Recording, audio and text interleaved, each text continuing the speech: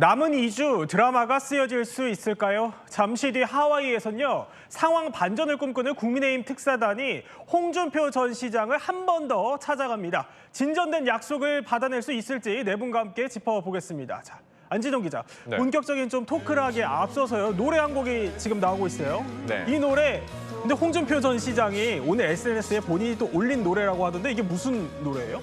통상적으로 SNS는 개인의 생각을 담는데 홍 전 시장의 SNS는 정치적 생각을 담는 그 플랫폼으로 유명하죠. 네. 지금 듣는 저 노래는 앤디 윌리엄스라는 가장 미국적인 가수로 불리는 가수의 노래, 바로 Free as the Wind입니다. 원래 이 가수가 문리버라는 노래로 굉장히 유명한 가수인데 왜 하필 이 노래를 올렸을까를 생각해 보면은 네. 이 노래의 가사를 한 번을 곱씹어 볼 필요가 있습니다. 자, 지금 들리는 거 지금 아무래도 말과 섞여 잘 안 들리시는데 제가 지금 들려주는 이 부분을 말씀드릴게요. 이 내용을 보면은 홍 시장의 정치 여정과 한번 빗대서 생각을 해보시면 이해가 빠르실 겁니다. 이 내용을 보면은 모든 삶의 달고 쓴맛을 모두 봤다. 내가 뛰어내릴 수 있다면 나비처럼 단 하루를 살아도 영원히 자유로울 수 있을 것 같다라고 하는데 지금 저 장면이 왜 나오냐면 영화 빠삐용의 한 장면입니다. 아, 그래요? 그렇죠. 저 빠삐용의 OST인데 저 영화의 맨 마지막 장면이 뭐죠? 타로가 한 후에 망망대해로 뛰어듭니다. 거기에 뛰어든다고 해도 산다는 보장은 없어요. 하지만 적어도 지금 이 순간에서만큼은 내가 벗어나고 싶다. 이런 의미를 담고 있는데 이 노래를 굳이 이 시점에 홍 전 시장이 SNS에 올렸다는 것 자체가 내가 어떠한 당적을 걷거나 어떤 결정을 하기보다는 자유롭고 싶다. 이런 의지를 간접적으로 표현한 게 아닌가 싶습니다. 그런데 사실 자유롭게 좀 살고 싶다 이러기에는 홍 전 시장 정치권 떠나기 참 어려운 것 같습니다. 당초에는요, 특사단한테 오지 말라고 하더니 어제 저렇게 4명이서 하와이에서 만났어요. 만나서 뭐 맥주도 마시고 한담도 나눴다 이렇게 전해지고 있는데 국민의힘 특사단은요, 역할이며 등판 시점 모두 홍 전 시장에게 이름할 테니까 오기만 하라 이런 입장입니다. 홍 시장께서 돌아오신다면 그 홍 시장의 판단, 역할에 대해서는 전적으로 홍 시장에게 맡길 테니 도와달라. 홍 시장께서도 그걸 깊이 있게 받아들이셨습니다. 사실 그 파란 게 옛날에 한나라당 그 당의 색깔이다. 하여튼 결국은 이제 프로필 사진을 빨간 넥타이로 바꾸면서 다 정리하셨죠. 자, 윤기정 부위원장. 그러니까 유상범 의원에 따르면 홍 전 시장에게 역할을 전적으로 맡기겠다 이런 메시지를 전했고 또 홍 전 시장이 그거를 깊이 있게 받아들였다는 겁니다. 특사단이요, 오늘 한 번 더 만나서 오늘은 선대위 합류 여부 이거 논의를 좀 해보겠다고 하거든요. 지금 하와이 시간이 밤이니까 아마 논의가 이루어질 가능성이 있어 보이는데 합류를 할까요? 합류하는 방식은 몇 가지가 있겠죠. 첫 번째는 귀국해서 물리적 공간을 이제 합류하는 방법. 홍 전 시장이. 네. 그다음에는 이제 귀국하지 않고 선대의 직책을 받아들이는 방법. 뭐 2가지 방법이 있을 텐데 개인적으로 보면 귀국해서 선대의 역할을 받는 것은 조금 확률적으로 적지 않을까 이런 생각이 그래요? 들어요. 예. 너무 좀 많이 가셨기 때문에 개인적으로 보면 물론 귀국해서 회의도 같이 하고 운동도 같이 하고 이런 식의 선대위 합류가 가장 적절하고 효과가 클 것으로 보이는데 막 귀국하지 않고 선대위 직책을 허락하는 방법에 선대위 합류가 현실적이지 않을까라는 생각을 해서 네. 어쨌든 홍 전 시장의 경우에는 보수 정치권에서 가장 오랫동안 정당 활동을 해온 분이기 때문에 사실 어떤 형식으로든지 간에 합류 소식 자체가 이 당원이나 국민께 주는 메시지가 상당히 크다. 네. 개인적으로 그렇게 생각하고요. 아까 그 노래로 인한 그 정치적 상황은 개인적으로 예. 보면 홍 전 시장이 다의적으로 연출을 했겠지만 개인적으로 이재명 후보가 대통령이 되신다면 뭐 권력통합형 대통령이 될 거 아니겠어요? 그렇다면 빠삐용이 탈출하기 전의 상황이 아마 연출될 것이다라는 생각을 중의적으로 당연히 국민께 어필하는 부분도 없지 않아 있어요. 그러니까 본인이 정치권으로 탈출했다는 부분이 아니고 이후에 벌어질 이재명 후보의 대통령 당선 이후에 벌어질 염려스러운 상황에 대한 우회적인 표현이 아닐까 뭐 이렇게 생각합니다. 명확하게 어떤 입장을 밝히고 있지 않기 때문에 다 저희가 심증을 추측만 하고 있는 건데 뭐 사진만 봐서는 홍 전 시장이 웃고 있는 걸로 봐서는 분위기는 나쁘지는 않았던 것 같아요. 사실은 원래는 김대식 의원이 오찬을 한 번 더 좀 하자라고 얘기를 했는데 예. 만찬을 하자라고 해가지고 일단 좀 더 잡아서 좀 식사 만찬으로 자리를 하고 그래서 원래 계획됐던 시간보다는 하와이에 더 머물고 돌아온다는 거예요. 아, 그래요? 그렇다고 해서 이게 결과가 확 바뀔 거냐? 네. 이 문제는 두고 봐야 하지만 이제 국민의힘 쪽에서도 더 홍준표 전 시장에게 이제 공들이는 분위기고 홍 전 시장도 어쨌든 최선을 다해서 화답하려는 모습을 좀 연출하려는 게 아닌가 보입니다. 네, 어떤 결과가 나올지는 저희가 또 들어오는 대로 전해드리도록 하고요. 그런데 성치훈 부의장, 예. 하나 더 있는 게 어제 사실 정치권 한바탕 떠들썩하게 했던 이 사진이에요. 네. 홍 전 시장이 SNS 프로필로 올린 사진이었는데 이게 파란색이었다가 4시간 만에 빨간색 넥타이로 다시 바뀌었거든요. 본인은 사실 후일담을 들어보니까 이렇게 논란이 될 줄 몰랐다. 그래서 당시 특보단이 설명해주는 얘기를 듣고 황급하게 좀 빨간색 넥타이로 다시 바꾼 거다 이런 설명을 하더라고요. 근데 사실 또 이런 얘기도 해요. 이 파란색이 원래 본인이 대표를 했었던 한나라당 색깔이었다. 이걸 유상범 의원을 통해서 전원으로 전해지기도 했는데 그러니까 홍 전 시장이 몰랐다고는 하지만 이거 단순 해프닝으로 봐야 돼요. 절대 그렇게 믿을 사람이 있을까요? 그리고 홍준표 시장은 마지막 당대표는 자유한국당 당색이 빨간색이던 시절에 했고요. 그리고 홍준표 전 시장이 우리가 지금 앞서 빠삐용 노래 다루지 않았습니까? 네. 본인이 SNS에 빠삐용 노래 하나 올리면 이렇게 다양한 해석들이 있고 논란이 있는 거 모를까요? 당연히 본인의 사진, 프로필 사진, 그냥 SNS 글 하나 올린 게 아니라 프로필 사진은 잘 안 바꾸거든요. 네. 결정적인 뭔가 변화가 있을 때 올리는 거기 때문에 프로필 사진에 파란색 넥타이를 맨 사진을 올렸다?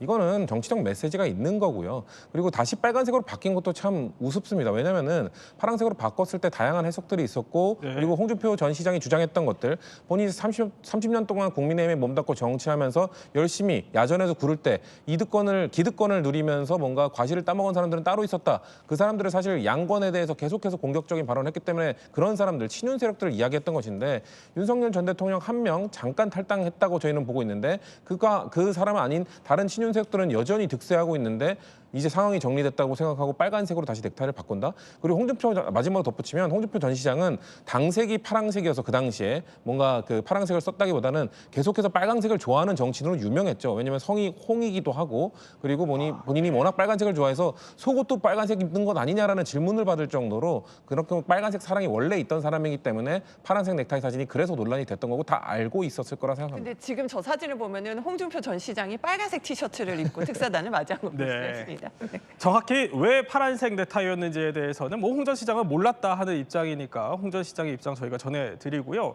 그런데 자 특사단에서는요. 홍 전 시장에게 이런 희망도 품고 있는 것 같습니다. 그러니까 홍 전 시장과 이준석 후보가 워낙 가깝기도 하고요. 이렇게 이준석 후보 말대로 은퇴 뒤에도 뭐 계속 연락하면서 지낸다고 하니까 이 후보 마음을 좀 풀고 단일화를 이룰 수 있는 가교가 될 수 있지 않겠냐 이런 기대입니다. 윤기철 부회장 어떻게 보세요? 저는 특사단이 가서 주문한 역할 중에 이게 가장 클 것 같아요. 사실은 지금 현재 선거 국면에서 이준석 개혁신당 후보와의 단일화가 사실은 어찌 보면 가장 국내 심측에서는 추진하는 것 중에 하나잖아요. 예. 그렇다면 홍준표 전 시장과 이준석 개혁신당 후보와의 관계상 좀 공항도 이준석 후보가 배웅이라고 하죠. 배웅 나갔던 부분이 있고 그다음에 홍 시장이 썼던 그 아뜨거라는 선거송 이 부분도 이준석 개혁신당 후보가 쓸 수 있도록 허락받았다 뭐 이런 취지의 얘기들이 오가고 했기 때문에 아마 단일화에 관련된 역할이 가장 중요한 미션으로 주어질 것이고 이것은 홍 전 시장께서 받을 것이다. 그래서 단일화 관련된 모종의 결과가 나올 것이고 이거에 따라서 선거판도 변화가 어찌 될지에 대해서 홍 시장도 마지막 기여를 할 것이다 이런 생각을 합니다. 그런데 한동훈 전 대표도 잠시 뒤 5시 반부터요. 광안리에서 지원 유세에 나섭니다. 선거 운동복도 입을 예정으로 전해지고 있는데요. 그동안 한 전 대표 메시지는 뭐 직접적으로 김문수 후보를 지지하기보다는 사실 이재명 후보를 때리는 쪽이었습니다. 그러면 성치훈 부회장, 오늘은 어쨌든 선거 유세에 나선다고 하니까 김 후보를 좀 지적적으로 지지하는 메시지가 나올까요? 글쎄요, 저는 반쪽짜리 메시지밖에 안 나올 것 같고 왜냐하면은 예를 들면 김문수 후보를 뭐 절대적으로 지지해달라고 하면서 김문수 후보의 가치나 정책이나 이런 것들을 좋게 말해주는 그런 지지를 할 것 같지는 않아요. 그렇기 때문에 사실 지금 그 한동훈 전 대표는 계속해서 주장하는 게 나는 나름의 선거운동을 해왔다. 올 라방이나 이런 걸 통해서 이재명 대표를 공격하지 않았느냐라고 주장을 했잖아요. 네. 그런 것들 오프라인에서 나와서 한다고 한들 뭐 의미가 그렇게 크게 달라질까요? 물론 한동훈 전 대표를 지지하는 팬덤이 또 일부 있죠. 그러니까 그 팬덤에게는 뭔가 한동훈 전 대표도 이제 나섰으니 김문수 후보에게 지지를 이어달라라는 메시지로 전달이 될 수는 있겠습니다만 그 사람들이 단순히 한동훈 전 대표가 온라인에서만 선거운동을 했기 때문에 김문수 후보를 지지 안 했던 게 아니라 네. 한동훈 전 대표가 주장했던 것들, 윤석열 전 대통령을 비롯한 그 김건희 여사와의 완벽한 절연, 그런 것들이 선언이 있어야 되고 극우 정당과도 좀 절연해라, 이런 세 가지 조건을 내세우면서 뭔가 요구를 했는데 사실상 거의 받아들여지지 않았거든요. 그렇기 때문에 한동훈 전 대표가 나가서 뭔가 본인의 차기 정치 행보를 위해서 선거 유세에 나서겠습니다만 그런 메시지는 매우 제한적일 것이고, 그렇기 때문에 한동훈 전 대표를 지지했던 혹은 뭔가 탄핵에 관련해서 찬성하고 비상계엄의 문제점을 계속 지적하는 합리적 보수 지지층은 김문수 후보에 대한 지지로 이어지기는 제가 봤을 때는 어려울 거라고 봅니다. 자, 이런 상황에서 민주당은요. 김상우, 김용남, 허은하, 문병호 전 의원 같은 이런 보수 쪽 인사들이 합류한 이 민주당이 진짜 빅텐트다 이러면서 이번 대선 내란 텐트와의 대결이다 이렇게 규정을 하더라고요. 근데 어제는 보니까 박근혜 전 대통령 지지자 모임 일부가 또 지지 선언을 하기도 했고요. 다양한 원래는 보수 후보를 지지하던 보수 진영에 계시던 분들이 민주당으로 지금 오고 있습니다. 사실 대통령 선거는 중도 확장 싸움이에요. 보수 정당이나 진보 정당이나 할 것 없이 서로 중도층을, 그리고 서로 상대 진영에 있던 사람을 최대한 모셔와서 이런 정치적 색깔을 강하게 드러낸다기보단 중도층에 어필하기 위한 유연함, 뭔가 포용적 모습을 보여주기 위해 노력하는 게 모든 정당들이 지금까지 해왔던 행보거든요. 네. 민주당은 그거에 맞춰서 착실하게 우리가 생각하는 유연한 보수 정당 출신일지라도 우리는 그 사람들의 생각도 받아들일 수 있다는 모습을 보여드리고 있는 건데, 지금 국민의힘은 그렇게 못하고 있지 않습니까? 처음에는 그냥 안티 이재명이라는 텐트를 세우려고 했으나 아무도 가지 않았고, 지금 이준석 후보도 안 가고 이낙연 후보도 안 가고 아무도 안 가지 않았습니까? 오히려 그 텐트는 극우 텐트로 채워지고 있다. 뭐 김계리 변호사라든지 뭐 자유통일당 후보는 지금 사퇴하면서 뭐 지지 선언이나 이런 건 될지 모르겠습니다만, 뭐 지금 김문수 후보의 선거 요새하는 그 근처에는 뭐 우리공화당 버스도 와 있다고 얘기도 들리고, 그런 걸로 봤을 때는 지금 김문수 후보 근처에는 극우 세력들이 모이고 있고 이재명 후보 근처에는 중도, 합리적 중도를 포함한 이런 보수 세력들도 같이 보이고 있다라는 그런 장면으로 국민들께 느껴질 거라고 저는 생각합니다. 어떻게 보세요? 이제 세가 약하기 때문에 모여드는 손님들이 적은 거고요. 민주당은 세가 강하기 때문에 모여드는 손님들이 많은 거예요. 그 이상 그 이하도 아니다. 왜냐하면 만약에 저런 텐트가 펼쳐지거나 영입 인사들이 가는 시점이 만약에 선거 초반이거나 아니면 뭐 선거 직전이라면 그러면 이해가 돼요. 그런데 지금 거의 모든 여론조사 결과를 보면 이재명 후보가 좀 앞선다는 부분에 대해서는 이견이 없거든요. 그런 상황에서 갔기 때문에 글쎄요, 뜻이 같아서 갔을까요? 그럼 진보당과의 사실상의 후보 단일화, 이걸 한 민주당에 대한 평가는 극저라고 저희가 해야 되나요? 그렇지 않다는 거죠. 저 네. 부분은 이념적으로 뭔가 동일체가 형성됐다기보다는 세가 그렇다 이렇게 판단하기 때문에 오히려 여기서 저는 국민적 시각에서 볼 때 너무 모여든다. 이렇게 정치 세력이 만약에 너무 한쪽으로 모여들게 되면 견제가 안 될 거 아니겠습니까? 그럼 견제를 위해서 반대편에 좀 지지세를 좀 줘야 되겠다라는 국민적 민심이 지금부터 일 수도 있다. 저는 그렇게 평가합니다. 자, 민주당의 이런 움직임에 발맞춰서요. 이재명 민주당 후보는 이런 말도 던졌습니다. 나는 왼쪽이니까 오른쪽 제거해버리자. 가능합니까? 한쪽 날개로 날 수 있어요. 왜 왼쪽 오른쪽이냐? 너는 좌파냐 우파냐? 꼭 왜 좌파 우파라 됩니까? 그냥 파하면 안 됩니까? 양파 할래 양파. 나 양파요. 자, 이 후보 그러니까 좌파도 우파도 아니다라면서 실용주의를 앞세워서 지지세 확장에 돌입을 한 겁니다.